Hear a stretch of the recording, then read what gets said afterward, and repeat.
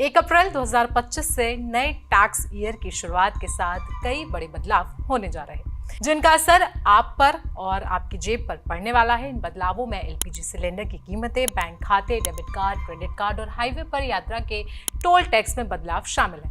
माना जा रहा है कि अप्रैल से यात्रा करना महंगा हो सकता है क्योंकि हाईवे पर टोल टैक्स के दाम बढ़ने वाले हैं। ऐसे में चलिए जानते हैं कि इस महीने से कौन से ऐसे बदलाव हैं जो आपकी और हमारी जिंदगी पर सीधा असर डालेंगे। नमस्कार, मेरा नाम है आयुषी और आप देख रहे हैं जनसत्ता। सबसे पहले बात कर लेते हैं सभी के घरों में इस्तेमाल होने वाले गैस सिलेंडर की। वैसे तो हर महीने गैस सिलेंडर के रेट में बदलाव होता है, लेकिन इस बार उम्मीद जताई जा रही है कि रसोई गैस सिलेंडर की कीमतों में कुछ राहत मिल सकती है। देखा जाए तो कमर्शियल सिलेंडर में तो कीमतों में बदलाव देखा गया है, लेकिन घरेलू सिलेंडर में कोई बदलाव काफी टाइम से नहीं हुआ। इसलिए कह सकते हैं कि फाइनेंशियल ईयर की शुरुआत में इनकी कीमतों में बदलाव हो सकता है। बात करें सीएनजी, पीएनजी और एटीएफ के दामों की, तो इनकी कीमतें भी बदल जाएंगी, जिससे वाहन और हवाई यात्रा भी महंगी हो सकती है। इसी के साथ यूपीआई को लेकर भी बहुत बड़ा चेंज होने वाला है। अगर आपका यूपीआई अकाउंट काफी समय से एक्टिव नहीं है तो हो सकता है कि आपकी यूपीआई आईडी बंद हो जाए। ऐसे में अगर आप चाहते हैं कि आपका यूपीआई अकाउंट सेफ रहे तो इसे तुरंत ही जाकर एक्टिव करें।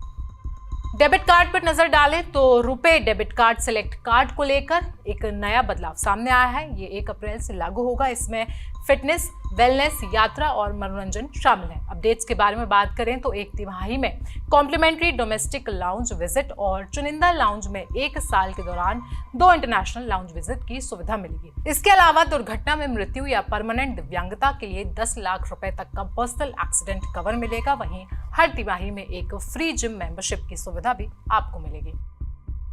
5वां और अहम बदलाव है यूपीएस की शुरुआत। केंद्रीय कर्मचारियों के लिए 1 अप्रैल से यूनिफाइड पेंशन स्कीम यानी कि यूपीएस लागू होगी, जिसमें कई सारे प्रावधान दिए गए हैं। अगर कोई कर्मचारी यूपीएस के तहत पेंशन चाहता है तो उसके लिए उसे फॉर्म भरना होगा और उसे क्लेम करने के लिए भी दूसरा फॉर्म भरना होगा।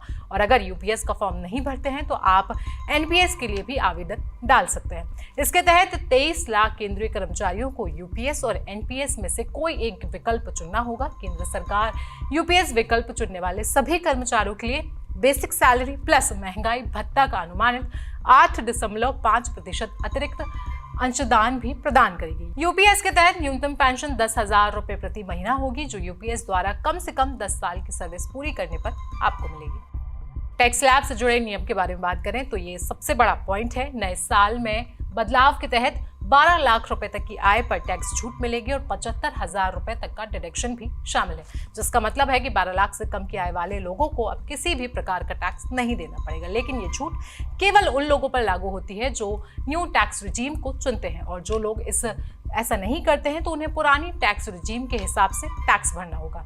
टीडीएस की लिमिट में इजाफा हो सकता है। वरिष्ठ नागरिकों के लिए ब्याज आय पर टीडीएस की सीमा बढ़कर 1 लाख रुपए हो जाएगी। वहीं किराए की आय पर छूट की सीमा 6 लाख रुपए सालाना कर दी जाएगी।